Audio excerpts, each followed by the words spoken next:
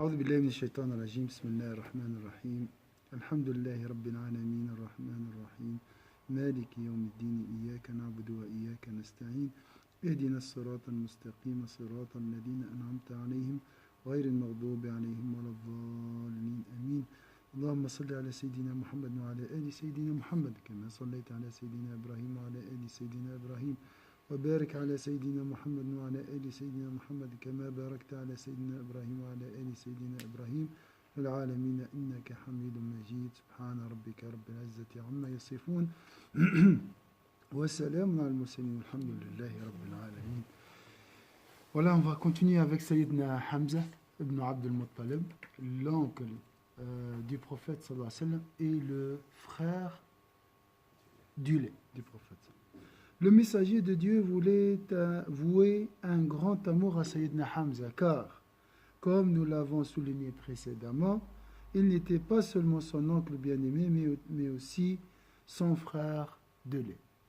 Donc le messager de Dieu sallallahu alayhi wa sallam vouait un grand amour à Sayyidina Hamza, car, comme nous l'avons souligné précédemment, il n'était pas seulement son oncle bien-aimé, mais aussi son frère de lait, son ami d'enfance et son ami de toujours. Et on a dit la différence entre les deux, c'est 2 ans, entre le prophète et Sayyidina Hamza.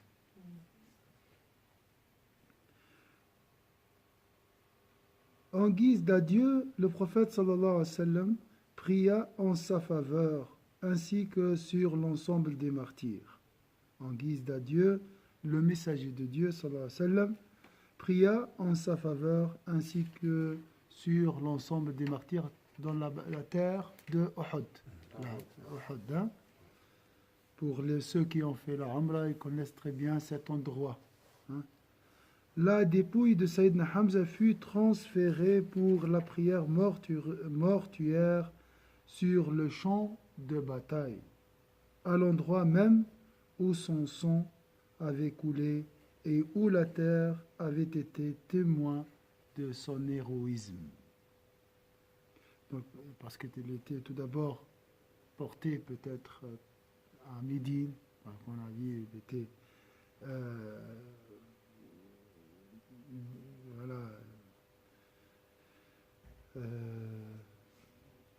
Hind et tout ça. Après, la dépouille de Sayyidina Hamza fut transférée pour la prière mortuaire sur le champ de bataille, à l'endroit même où son sang avait coulé et où la terre avait été témoin de son héroïsme. Donc la terre témoignera en ta faveur. Il y a des gens qui préfèrent être repatriés. Mais là, si tu es enterré ici, cette terre témoignera en ta faveur le jour dernier. Pourquoi? La terre, c'est la terre. Bon, c'est des choix.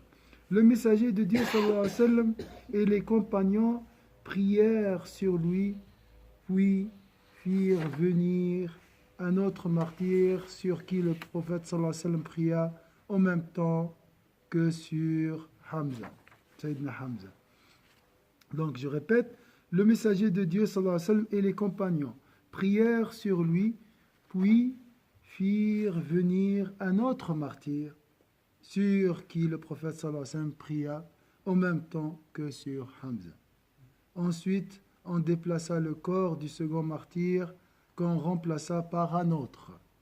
Le prophète sallallahu alayhi wa sallam pria ensuite sur lui ainsi que sur Sayyidina Hamza dont le corps n'avait pas été déplacé. يعني كان يصلي عليه النبي صلى الله عليه وسلم سيدنا حمزة يأتون بالشهيد آخر يصلي عليه ويترك سيدنا حمزة ويذهبون به بالشهيد هذا ويأتون بشهيد آخر وهكذا فصلى عليه كم مرة الرسول صلى الله عليه وسلم. Donc il a prié sur lui plusieurs fois tellement il l'aimait. Et notre religion c'est l'amour. Notre religion c'est l'amour. ديننا هو المحبة. Le prophète sallallahu alayhi wa sallam pria ensuite sur lui ainsi que sur Sayyidina Hamza dont le corps n'avait pas été déplacé. Les dépouilles des martyrs furent ainsi exposées près de celle de Sayyidina Hamza, les unes après les autres, au point que le prophète sallallahu alayhi wa sallam pria sur son oncle 70 fois. Le nombre des martyrs était au nombre de 70.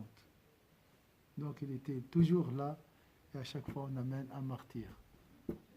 Après, on va l'enterrer. Ensuite un deuxième. 70 martyrs étaient à côté de Sayyidina Hamza pour la prière.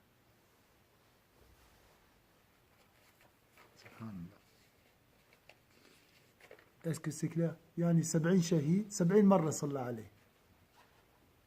في كل مرة يأتون بشهيد ويصلي عليه مع سيدنا حمزة. Est-ce que c'est clair ou pas? Donc vous voyez ici, on met le cercueil. Hein? Et Sayyidina Hamza, il était toujours fixe là, son cercueil, ses dépouilles sont là, et à chaque fois on amène un martyr. Il y avait 70 martyrs, donc 70 prières sur Sayyidina Hamza. Hein? Regardez cet honneur. Hein? Regardez cet honneur. Il était appelé le maître des martyrs, Sayyid al-Shuhada. Hein? Donc ça c'est le maître, et les autres comme c'est des élèves. Kenna Telami, les autres. Hein? Sur le chemin du retour vers Médine, le messager de Dieu sallallahu alayhi wa sallam entendait les femmes de Bani Abd al-Ashhal pleurer leur martyr. Est-ce que c'est clair? Les femmes qui... Donc quand on dit Uhud et Médine, c'est 4 km environ entre les deux. Et là, il a entendu Sayyidina Muhammad sallallahu alayhi wa sallam, les femmes d'une tribu qui s'appelle Bani Abd al-Ashhal pleurer leur martyr. Avec beaucoup de tristesse et par compassion envers son oncle défunt, le messager de Dieu sallallahu alayhi wa sallam dit: Hamza n'a pas de femme qui le pleure. Pourquoi? Pour ce moment, on ne pleure pas un héros. Et les autres, c'est des héros aussi. C'est des martyrs, les autres. Il n'était pas marié. Hein? Il n'était pas marié. Il était marié. Donc je répète et réfléchissez pourquoi Hamza n'a pas de femme qui le pleure. Alors, avec beaucoup de tristesse et par compassion envers son oncle défunt, le messager de Dieu sallallahu alayhi wa sallam dit: Hamza n'a pas de femme qui le pleure. On est à combien de kilomètres de la Mecque? Ouais, il était loin de chez nous. La famille de Sayyidina Hamza habite où? À la Mecque. À la Mecque. Entre la Mecque et Médine, il y a combien de kilomètres? 400 et quelques. 400 et quelques. Donc, il était comme un étranger. Il était tout seul à Médine. Donc sa famille était à la Mecque. Il n'y a pas de femmes qui le connaissaient à Médine. Hamza n'a pas de femme qui le pleurait. Entendant cela, Saad ibn Mu'ad crut comprendre que le messager sallallahu alayhi wa sallam était désolé de voir qu'aucune femme ne pleurait son oncle. Il s'empressa alors d'ordonner à ces mêmes femmes de pleurer Hamza. Saad ibn Mu'ad, c'est un homme très connu à Médine. Saad ibn Mu'ad, c'est le chef de Médine. Je répète toujours son histoire. Il s'est converti à l'islam à quel âge? متى سعد بن معاذ دخل إلى الإسلام؟ 30 ans. Il est décédé à quel âge? 45. Il est le chef de Médine à 30 ans. À 30 ans, il était le chef déjà. Il est resté toujours le chef de Médine. Il est décédé à l'âge de 36 ans. 6 ans. Tout ça en 6 ans. La mort de Sayyidina Saad ibn Mu'ad a tremblé le trône d'Allah Azza wa Jalla. Regardez la grandeur de cet homme. Hein?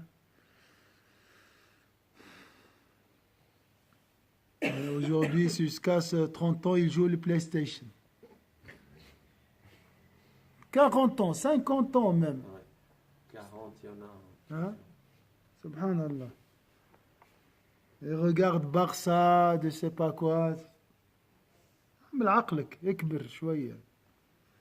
Il s'empressa alors d'ordonner à ces mêmes femmes de pleurer Hamza, ce qu'elles firent.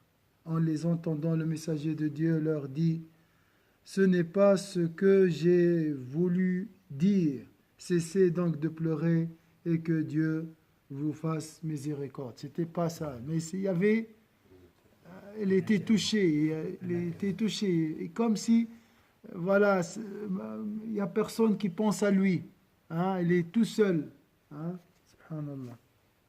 À partir d'aujourd'hui, il n'y a plus lieu de pleurer comme vous le faites. Et c'est interdit, bien sûr, comme vous savez, de pleurer les morts. Elle ne pleurait pas, mais elle lamentait, on dit lamentait. Vraiment, c'est... Les compagnons du messager de Dieu, sallallahu alayhi wa sallam, rivalisèrent dans la composition de poèmes à la mémoire de Sayyidina Hamza. Dans un long poème, Hassan ibn Thabit dira: éloigne-toi de la maison dont le souvenir de Hamza est effacé et pleure sur lui cet homme généreux. Il remplissait de nourriture les grandes écueils. Lorsque le vent poussiéreux soufflait en temps de froid et de disette, il était un homme illustre et à l'apogée chez les Bani Hashim. Il ne disputait pas contre la vérité en usant du faux. Il tomba martyr entre vos épées, que la main de Wahshi, le meurtrier, soit paralysée. Donc Sayyidina Hassan ibn Thabit, Sayyidina Wahshi, il va se convertir à l'islam. Cet homme qui était là maudit dans ce poème, après, grâce à la générosité du prophète sallallahu alayhi wa sallam, grâce à ce cœur doux, ouvert, Sayyidina Wahshi s'est converti à l'islam. Celui qui a tué l'oncle du prophète sallallahu alayhi wa sallam.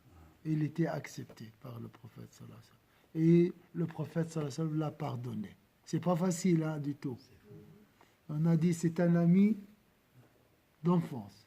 C'est le frère de lait. C'est l'oncle du prophète sallallahu alayhi wa sallam. C'est lui qui a défendu le prophète sallallahu alayhi wa sallam à la Mecque. C'est très dur. Mais quand même, la vérité remplissait le cœur du prophète sallallahu alayhi wa sallam. Elle n'a pas laissé une petite place pour la haine, pour la vengeance. Ça, c'est fort. Hein? C'est très fort. Hein? Hein? De rencontrer celui qui a tué ton frère. Il l'a accepté. Abdullah ibn Rawaha dira: mon œil a pleuré et il a eu raison de pleurer, mais les pleurs et les lamentations ne servent à rien. Sur le lion de Dieu, lorsqu'ils ont dit: est-ce bien Hamza, cet homme qui a été tué? Tous les musulmans furent frappés par ce grand malheur. Là-bas, même le messager fut bouleversé. Ô Abu Yala, Hamza, ô Abu Yala, par ta mort, toutes les colonnes sont tombées. Toi, tu es le glorieux, le pieux, le généreux qui donne sans s'arrêter. Très beau.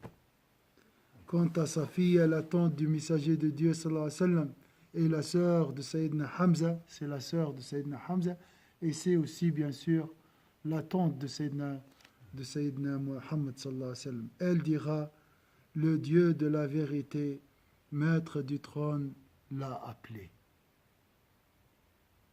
Au paradis où il vivra, ainsi qu'au bonheur.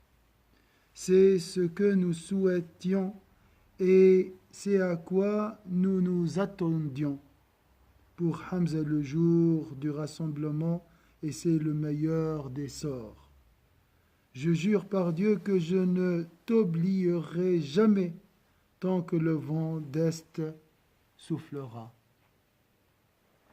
En te pleurant et en souffrant de la tristesse, que je sois présente ou absente.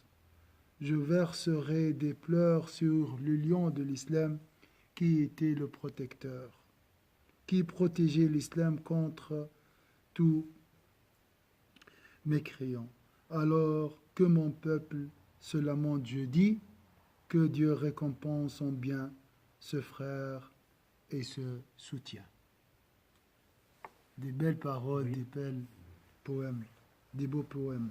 Ceci étant, le meilleur éloge funèbre fut celui prononcé par le prophète sallallahu alayhi wa sallam. Alors qu'il se tenait debout devant la dépouille de son oncle, il dit que la miséricorde de Dieu soit sur toi. Certes, tu étais, à ma connaissance, un homme qui tenait à ses liens de parenté et qui faisait le bien autour de soi. Le prophète sallallahu alayhi wa sallam a résumé l'essence de l'humanité de l'homme. Respecter le lien de parenté et faire le bien autour de soi. Là, c'est des mots en or. قالوا رحمك الله كنت رجلا تصل الرحم وتفعل الخير. هذا اختصار لشنو؟ لقيمة الإنسان. La valeur de l'homme. سامحني زهير ما ترجم. La mort de Sayyidina Hamza représentait une partie importante pour le messager de Dieu. كانت يعني مسألة مهمة للنبي صلى الله عليه وسلم. موت سيدنا Hamza. Il avait durement été frappé par cette tragédie et le consoler était difficile. كان يصعب عليه يعني أن يتحمل الرسول صلى الله عليه وسلم هذا المصاب. فنسأل الله عز وجل أن يجمعنا به في الفردوس الأعلى. Qu'Allah nous rassemble avec ce grand homme au paradis, ainsi qu'avec notre prophète Sayyidina Muhammad sallallahu alayhi wa sallam. أعوذ بالله من الشيطان الرجيم بسم الله الرحمن الرحيم والعصر إن الإنسان في خسر إلا الذين آمنوا وعملوا الصالحات وتواصوا بالحق وتواصوا بالصبر سبحانك اللهم وبحمدك نشهد أن لا إله إلا أنت نستغفرك ونتوب إليك سبحان ربك رب العزة عما يصفون وسلام على المرسلين والحمد لله رب العالمين. Juste comme un message de Sayyidina Hamza, il veut nous dire à travers cette histoire, on va finir demain, la prochaine, dans 2 semaines, Inch'Allah, juste une petite partie qui nous reste. Subhanallah, j'ai pas fait attention, mais c'est un peu tard. C'est pas grave, on reste encore avec Sayyidina Hamza.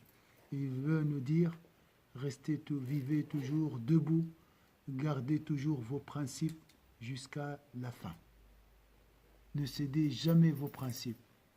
Soyez toujours des femmes de principe et des hommes de principe. Vis toujours pour tes principes.